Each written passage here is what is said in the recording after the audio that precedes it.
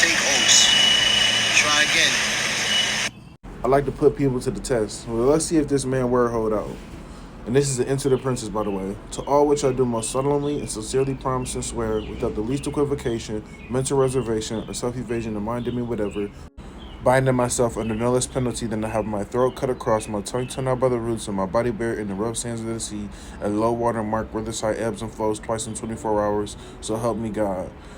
Doesn't say anything about, an oath or an obligation, so I guess, he's correct so far. All right, this is a fellow craft degree, so this is the second degree. Let's see if his word holds out, people.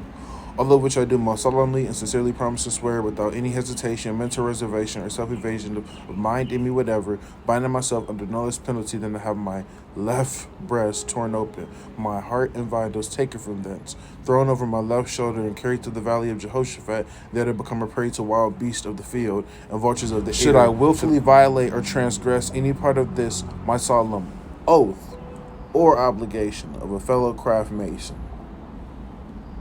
Wait, you see that? Should I willfully violate blah blah blah my solemn oath or obligation? It says oath or obligation. By the way, this is the Master Mason degree, and it says this. We're going to just read from, to all of which I do most solemnly and sincerely promise and swear with the fixed and steady purpose of mind in me to keep and perform the same, binding myself under no less penalty than to have my body severed in two in the midst and divided to the north and south, my bowels burnt to ashes in the center, and the ashes scattered before the four winds of heaven, that there might not be the least tract or traces of remembrance remain among men or masons of so vile and purged a wretch as I should be, were I ever to prove willfully guilty of violating any part of this my solemn what? I'm going to finish with giving you guys the Mark Master's degree, and this is what it says, people.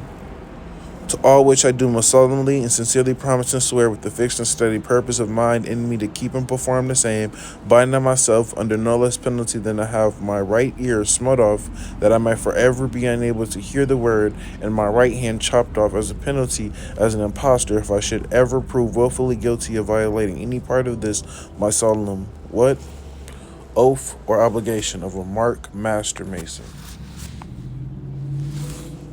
Like I said, I'm going to just let you guys, sit and dwell upon this and, get your own opinion about it. I don't want to force my opinion upon you guys. I'm just presenting you what the book say, and it doesn't align with what dude said. And I actually talked to Masons who've confirmed these.